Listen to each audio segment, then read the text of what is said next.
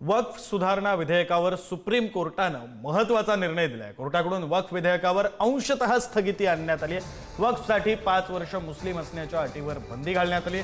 संपूर्ण कायदा रद्द करण्याला कोणताही आधार नाही असंही मत नोंदवण्यात आलं।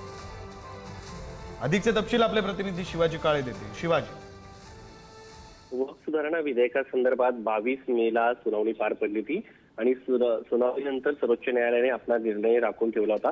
त्यानंतर आज आपण पाहिलं असेल तर सर्वोच्च न्यायालय या संदर्भामध्ये अंतरिम आदेश दिलेला आहे। अंतरिम आदेशामध्ये सगळ्यात महत्त्वाचं म्हणजे गैर मुस्लिमांचा समावेश या संदर्भामध्ये थेट भाष्य केलेलं आहे आणि ही संख्या आहे ती कमी केलेली आहे। यापूर्वी जी बिगर मुस्लिम सदस्य वक्फ बोर्डात असतील असं सांगण्यात आलं होतं। त्याच्यामध्ये 11 पैकी 5 सदस्य बिगर मुस्लिम, त्याची संख्या आता 3 आणण्यात आलेली आहे।